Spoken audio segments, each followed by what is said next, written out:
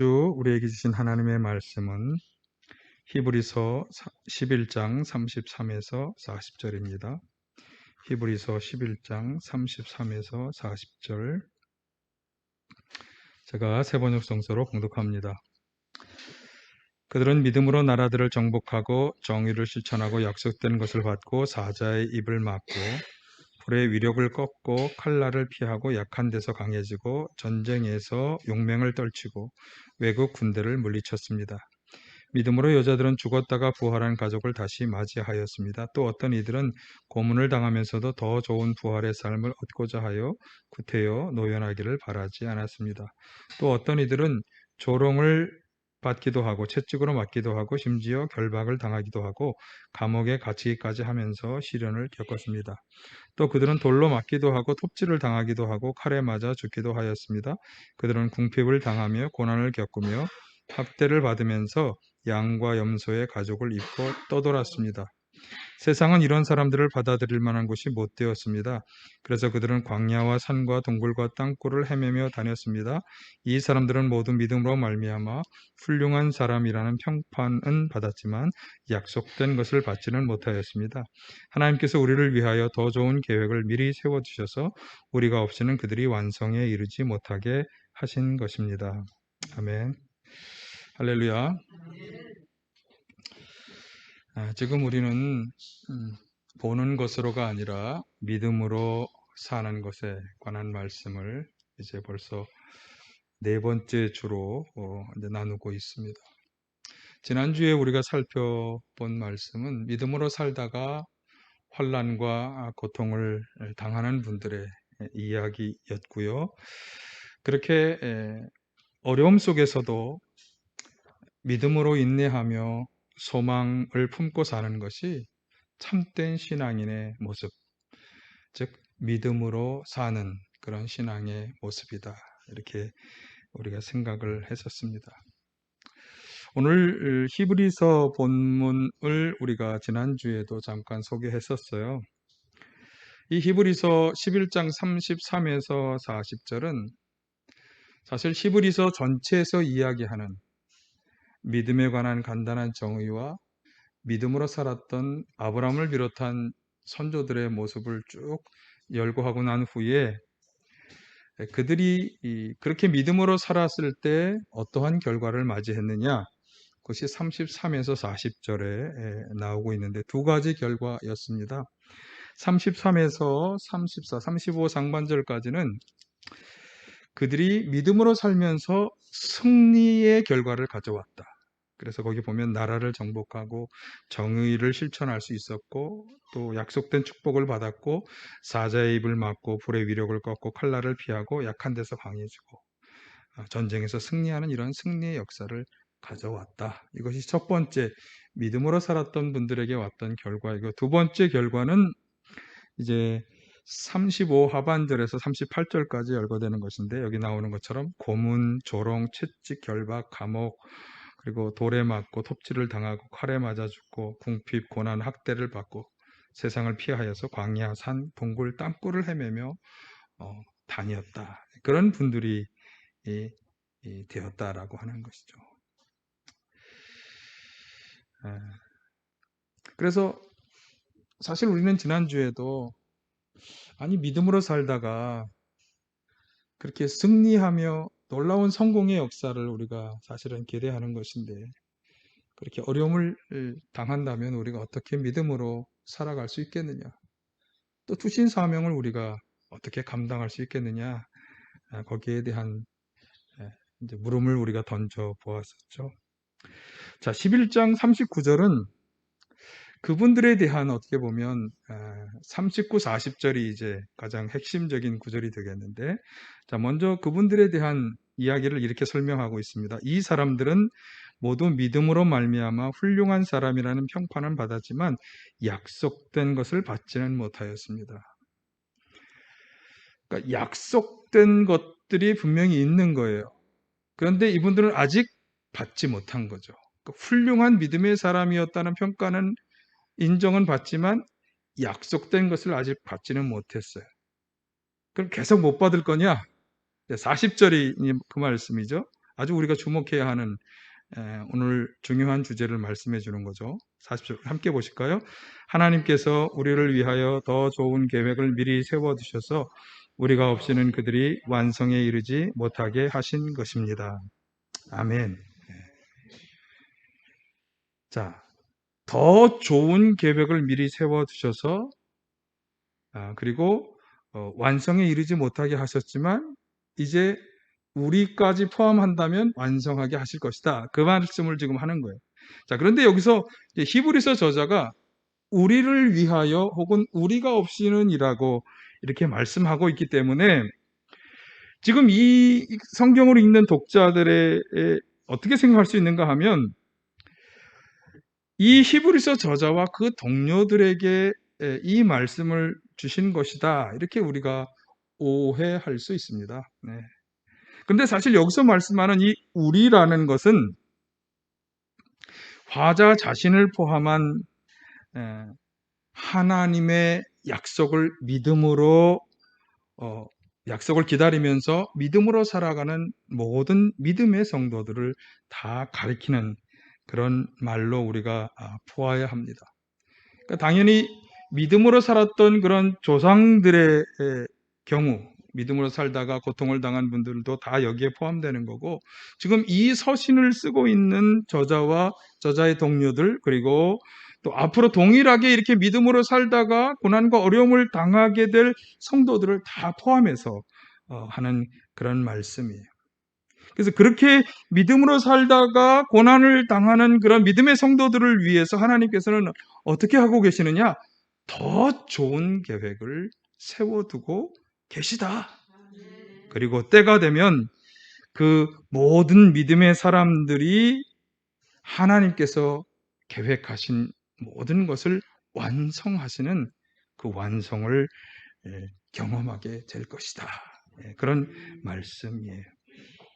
그럼 하나님께서 세우신 더 좋은 계획, 장차 이르게 될 완성은 무엇을 말씀하는 것일까? 자, 오늘 사실 이 말씀을 먼저 드리도록 하겠습니다.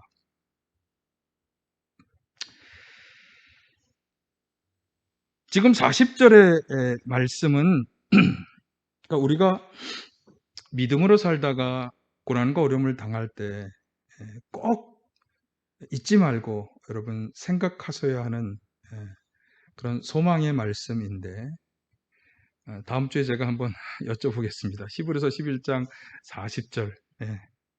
자, 우리 다시 한번 보실까요? 한번 머릿속으로 외워두신다는 생각으로 하나님께서 우리를 위하여 더 좋은 계획을 세워주셔서 우리가 없이는 그들이 완성에 이르지 못하게 하신 것입니다. 이 두 번째는 좀 설명이 필요하기 때문에 첫 번째 구절, 하나님께서 우리를 위하여 더 좋은 계획을 미리 세워두셨습니다. 이렇게만 기억하셔도 되겠습니다. 여기 우리가 없이는 완성에 이르지 못한다 이 말은 이제 하나님의 계획이 다 가득 찬 그 때가 되면 그 과거의 그분들 그리고 현재 지금 이분들 그리고 그때까지 믿음을 잘 지키며 살았던 성도들 모두가 다 이 하나님의 완성을 경험하게 된다. 그런 말씀이에요.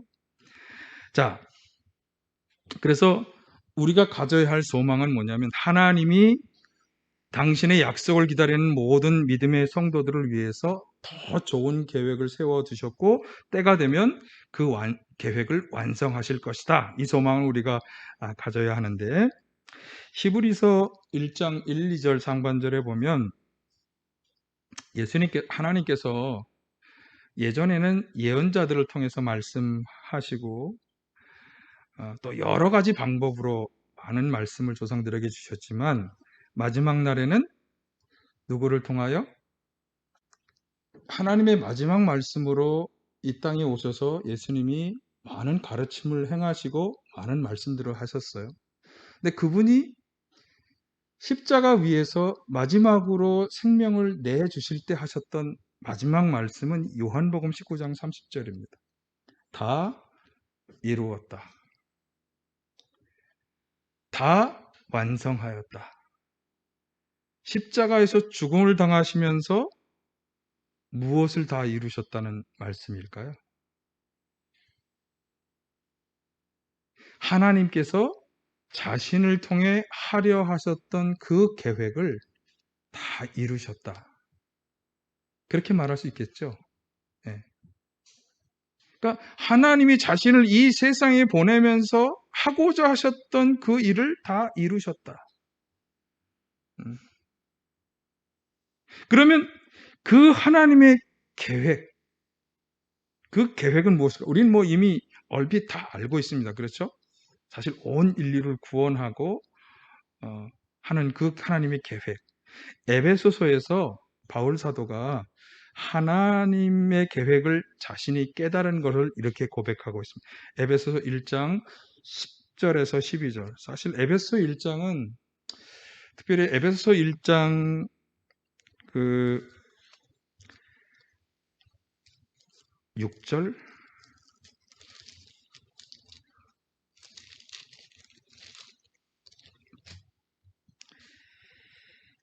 네, 에베소 1장 3절에서 13절 또 2장 1절에서 10절까지 이런 말씀들은 사실 복음과 관련해서 굉장히 중요한 여러 가지 말씀들을 하고 있는데 자, 일단 에베소서 1장 10절에서 12절이 바울 사도가 깨달은 하나님의 계획에 대한 말씀이에요. 한번 보실까요?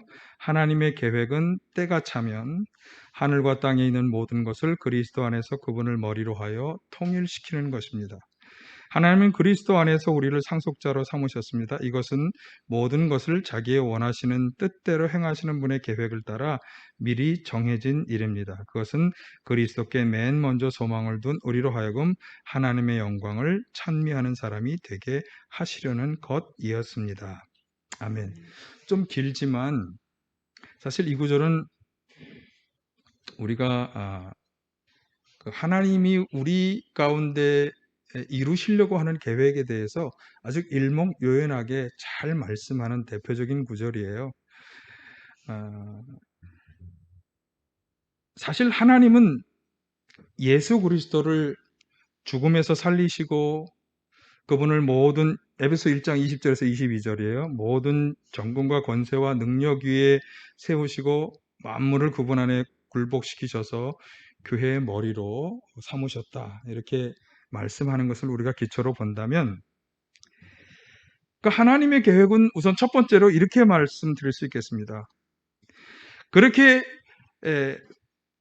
세우신 그 예수 그리스도로 하여금 만물의 머리가 되어서 다스리고 그래서 모든 만물이 통일되어서 조화와 평화를 누리며 살아가게 하는 것. 이것이 하나님이 세우신 계획이에요. 첫 번째로 우리가 아까 그 구절을 잘 분석해 보면 두 번째로는 그 예수님을 주님으로 고백하면서 그 안에 살아가는 하나님의 백성들이 하나님이 약속하신 그 상속을 받아서 살아가게 하는 것. 이것이 두 번째로 하나님의 계획인 것이고요. 그리고 그 두 가지가 이제 이루어지면 당연하게 세 번째로 그들이 하나님의 영광을 찬미하며 살아가도록 하는 것. 이것이 하나님의 계획이시라는 거죠. 근데 예수님께서는 십자가 죽음으로 이 하나님의 계획을 이루셨다라고 하는 것입니다. 자, 그런데 한번 이 말씀을 가만히 들여다보면 주 대신 예수님의 통치를 받고 그 안에서 통일되어서 조화와 평화와 기쁨을 누리고 하나님이 약속하신 상속을 다 받고 상속의 핵심은 하나님 나라에서의 영원한 생명의 삶이에요. 그것을 다 받고 그리고 하나님의 영광을 찬미하면서 살아간다? 여러분 이것이 어떤 것인지 한마디로 말할 수 있겠어요? 우리가 온전히 구원에 이르게 되었을 때 하나님 나라에서 누리게 되는 영광된 삶의 모습들이에요. 네. 네. 그 나라에서 우리는 이 머리 대신, 그러니까 주 대신, 뭐 이렇게 보시면 되겠어요. 주 대신 그분의 다스리심 속에서 조화와 평화와 기쁨을 누리며 살아가게 되는 것이고 하나님이 약속하신 영원한 생명의 삶을 상속받아 누리며 살아가게 되는 거죠. 당연히 우리는 하나님을 찬미하는 그런 인생이 될 것입니다. 그래서 에베소서 1장 17, 18절에서 바울 사도가 여러 가지를 말씀하면서 그 끝에 보면 하나님이 우리의 마음의 눈을 밝혀 하셔서 이런 것을 알게 되기를 원합니다. 그렇게 말씀했는데 뭘 알게 되기를 원하는가 하면 하나님의 부르심에 속한 소망이 무엇이고 하나님이 성도들에게 베푸시는 영광스러운 상속이 얼마나 풍성한지를 알게 되기를 원한다. 사실 오늘 저도 그 무엇보다 이 바울 사도의 기도처럼 여러분이 이것을 분명히 알게 되시기를 소망합니다. 예? 무엇을? 하나님이 우리들을 불러주신 그 부르심의 소망이 무엇인지, 하나님이 우리에게 주실 상속의 풍성함이 무엇인지. 예. 여러분, 믿음으로 산다고 하는 것은 아까도 말씀드린 것처럼 놀라운 승리의 삶을 살아가는 것만을 말하는 것은 아닙니다. 믿음으로 살다가 많은 고난을 자초했던 믿음의 조상들처럼 우리도 그렇게 고난을 당할 것입니다. 사실 예수님도 고난을 당하셨어요. 그러나 우리가 결코 실망하지 않을 수 있는 것은 때가 차면 하나님께서 우리 당신의 성도들을 위해서 약속하신 그 하나님의 계획이 온전히 이루어질 것이기 때문에 그 하나님의 계획은 무엇입니까? 우리가 예수님의 다스리심을 받고 그 안에서 평화를 누리고 기쁨을 누리고 조화를 누리고 살아가며 하나님의 상속을 누리며 살아가는 것. 예. 이것이 반드시 이루어질 것이라고 하는 것을 우리가 확신하기 때문에 우리는 실망하지 않을 수 있는 것이죠. 여러분, 믿음으로 산다고 하는 것은 예수 그리스도를 통해서 약속하신 이 놀라운 하나님의 은혜, 부르심의 소망과 상속의 풍성함을 깨닫고 살아가는 동안 다가오는 모든 환난과 고난과 어려움들 속에서 믿음과 인내와 소망으로 살아가는 것, 이것이 믿음으로 살아가는, 제가 지난주와 이번 주 사실은 말씀드려가는 세 번째 믿음으로 살아간다는 것에 설명이 되겠습니다. 여러분, 이 소망을 가지고 환난과 고난을 마주할 때 이겨내실 수 있기를 간절히 축원합니다. 자, 그런데 지난주 고린도후서 6장의 말씀이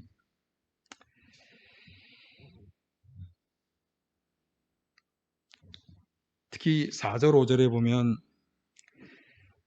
우리는 무슨 일을 하나 하나님의 일꾼답게 처신하는데 많이 참으면서 환난과 궁핍과 공경과 매맞음과 옥에 갇힘과 난동과 수고와 잠을 자지 못함과 굶주림을 겪는다.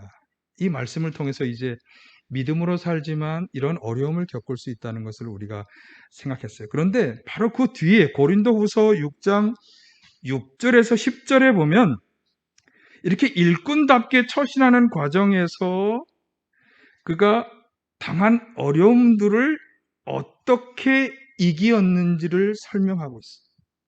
그러니까 오늘 히브리서에 나온 이 소망, 어려움 가운데서 우리가 반드시 품어야 할 이 소망, 하나님이 우리에게 주신 그 놀라운 은혜에 대한 분명한 소망을 우리가 가져야 하지만 바울 사도가 지금 말씀한 것과 같은 어려움과 고난을 이길 수 있는 그 두 가지, 바울 사도가 6절에서 10절에 보면 의의 무기라고 하는 것을 그가 가지고 승리했다고 이야기하고 또 그가 그런 과정 속에서도 가졌던 확신에 대해서 이야기해주고 있거든요. 그러니까 우리가 고난과 어려움을 당할 때 결국은 이 세 가지를 가지고 이 어려움을 마주할 때 승리해 나갈 수 있는 것입니다. 첫 번째로는 소망입니다. 하나님이 당신의 백성들에게 약속해 주신 상속의 풍성함, 부르심의 소망, 예수님과 함께 하나님이 주시는 기쁨과 평화 속에 살아가게 되고 약속하신 상속을 다 누리며 살아가게 되는 그 소망, 그 소망을 우선 우리가 가져야 할 것이고요. 두 번째로는 바울 사도가 말씀한 것처럼 확신을 가져야 합니다. 고린도후서 6장 8절 하반절에 10절에서 바울 사도는 이렇게 이야기합니다. 나오나요? 네. 우리는 다 같이 보실까요? 우리는 속이는 사람 같으나 진실하고 이름 없는 사람 같으나 유명하고 죽는 사람 같으나 보십시오 살아 있습니다. 징벌을 받는 사람 같으나 죽임을 당하는 데까지는 이르지 않고 근심하는 사람 같으나 항상 기뻐하고 가난한 사람 같으나 많은 사람을 부유하게 하고 아무것도 가지지 않은 사람 같으나 모든 것을 가진 사람입니다. 아멘. 사실 오늘 우리 찬양 함께 하셨던 분들은 이 구절이 우리가 함께 했던 성도의 노래라고 하는 두 번째 찬양의 가사와 밀접히 연관된다고 하는 것을 아마 아실 수 있을 텐데, 이 구절의 근거에서 그 찬양 가사가 쓰여진 것으로 생각이 됩니다. 권사님이 아주 은혜로운 찬양을 잘 선곡해 주셨어요. 자, 어떤 확신을 가져야 하느냐? 자, 속이는 사람이라고 비난을 당하고 이름 없는 사람처럼 무시를 당하고 또 죽은 사람 같이 아무 일도 할 수 없는 무능력한 상황에 빠진다고 해도, 그러나 하나님이 진실한 사람으로 인정해 주실 것이다. 하나님이 내 이름을 남도록 하실 것이다. 죽지 않고 살아가는 생명을 주실 것이다. 이 확신을 가지자. 또 여기 징벌을 받고 근심을 가지게 되고 가난해져서 어떻게 될 것이냐? 죽임을 당하지는 않고 항상 주님이 주시는 기쁨을 가지게 될 것이다. 다른 사람을 부유하게 하는 부유함의 원천이 있어서 사실은 모든 것을 가진 사람이다 라고 하는 확신, 자신이 이 확신을 가지고 있다는 거고 이 확신을 함께 가지자라고 말씀하는 것입니다. 사실은 제가 지난주에 말씀을 드렸어요. 여러분, 이것이 바로 보는 것으로가 아니라 믿음으로 살아가는 사람들이 가져야 할 확신입니다. 바울 사도가 말씀한 이 확신, 하나님이 인정해 주실 것이고 결코 죽임당하는 것으로 끝나지 않을 것이고, 그리고 결국 우리는 모든 것을 가진 사람이 될 것이다라고 하는 이 확신을 가지고 고난에서 굴하지 말고 부딪혀 나아가시기를 간절히 축원합니다. 그 다음으로 우리가 무장해야 하는 것에 대한 얘기는 6절에서 8절입니다. 사실 이게 구절은 좀 앞에 나오지만 보실까요? 또 우리는 순결과 지식과 인내와 친절과 성령의 감화와 거짓없는 사랑과 진리의 말씀과 하나님의 능력으로 이 일을 합니다. 우리는 오른손과 왼손에 의의 무기를 들고 영광을 받거나 수치를 당하거나 비난을 받거나 칭찬을 받거나 그렇게 합니다. 아멘. 자, 여기 영광을 받거나 수치를 당하거나 비난을 당하거나 칭찬을 받거나, 이건 아까 제가 히브리서에서 가져왔던 두 가지 결과를 지금 교차해서 이야기하고 있는 거죠. 어떤 결과를 가져오더라도 하나님의 일꾼답게 하였다. 뭐 좋은 결과를 가져올 때는 당연히 그렇게 하는 것이고요.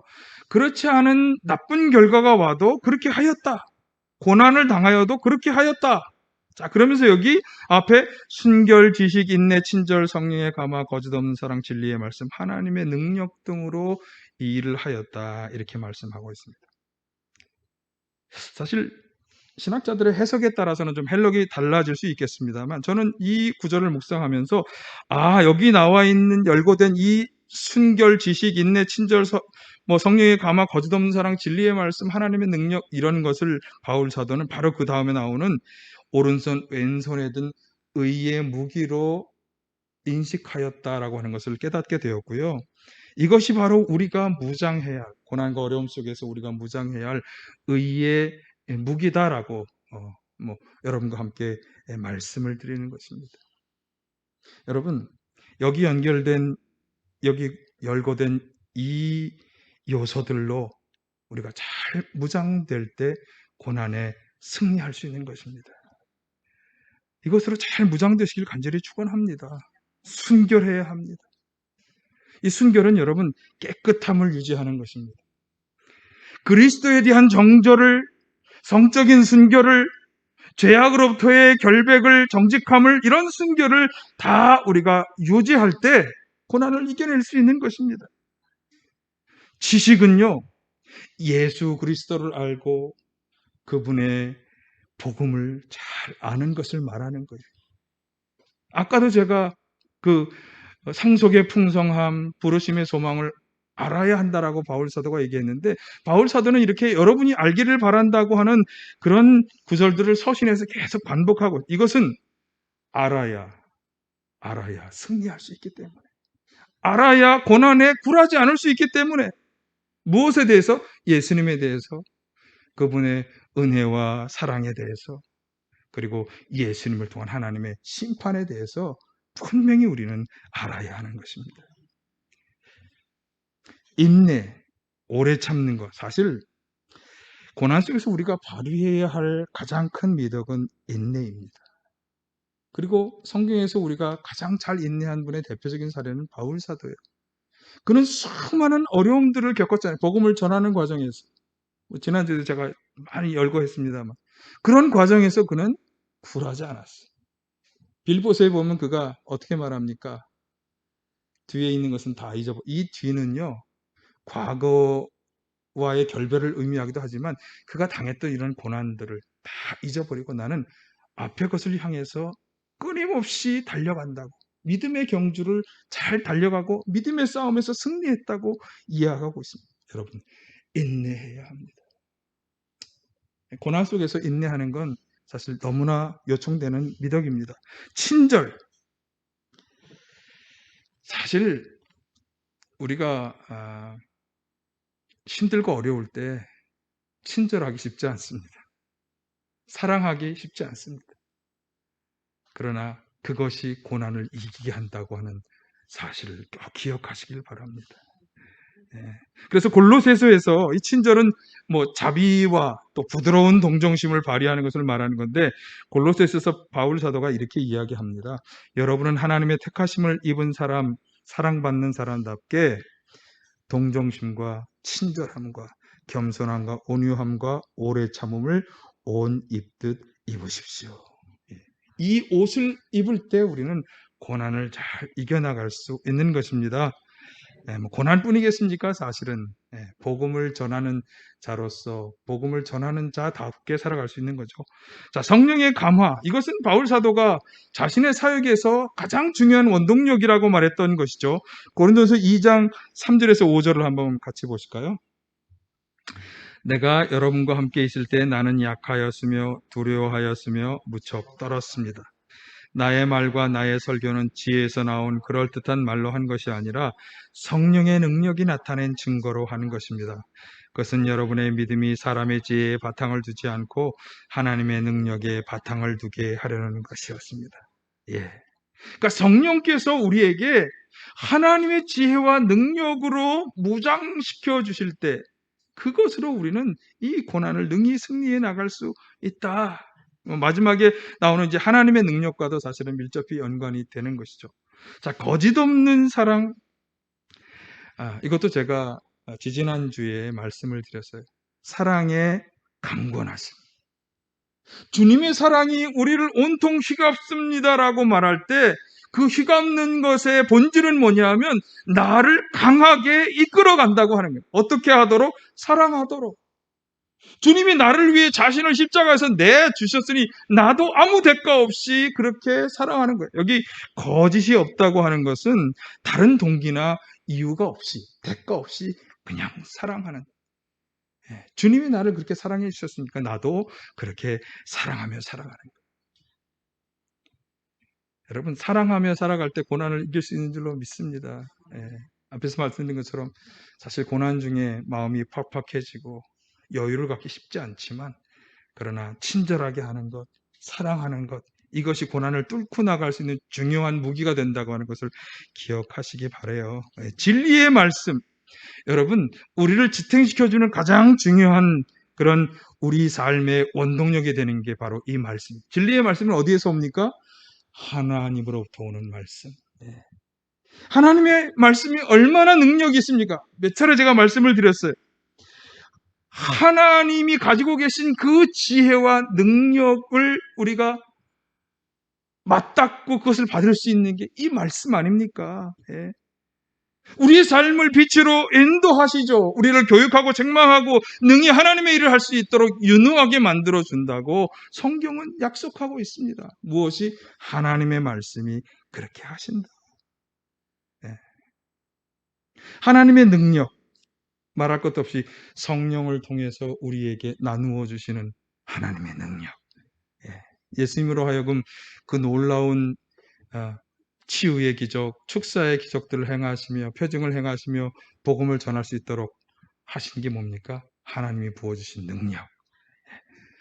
고린도 전서 12장에서 바울 사도가 우리 성도들로 하여금 자신의 직분을 잘 감당할 수 있도록 하나님 주시는 능력, 그것을 성령의 은사라 그러면서 쭉 열거해 주셨잖아요. 이런 것이 다 우리로 하여금 사역을 잘 감당하게 할 뿐만 아니라 고난을 뚫고 이기고 승리하게 하는 중요한 무기가 되는 것입니다. 어떤 무기? 의의 무기. 여러분, 이 순결, 지식, 인내, 친절, 성령의 감화, 거짓 없는 사랑, 진리의 말씀, 하나님의 능력, 이 의의 무기로 잘 무장하셔서 고난과 맞서 싸워 승리하시기를 간절히 바랍니다. 믿음으로 산다고 해도 반드시 승리의 결과만 얻는 것은 아닙니다. 우리를 힘들고 괴롭게 하는 일들이 벌어질 수 있습니다. 실망하지 마시고 바울과 같은 확신을 가지시길 바라요. 하나님이 인정해 주실 것입니다. 하나님이 영원한 생명의 놀라운 약속을 주셨습니다. 그리고 하나님이 주신 이 무기들 깨끗하게 예수 그리스도를 잘 알고 인내하며 친절하고 사랑을 베풀며 성령이 주시는 힘과 능력으로 진리의 말씀으로 이 무기로 잘 무장하시기를 간절히 바라고요. 그리고 주님께서 우리에게 주시는 그 놀라운 그분이 약속하고 완성하실 부르심의 소망, 상속의 풍성함에 대한 분명한 소망을 가지시기를 바랍니다. 그래서 다가온 환난과 고난 속에 굴하지 않고 승리하는 우리 모두가 다 되시기를 간절히 바랍니다.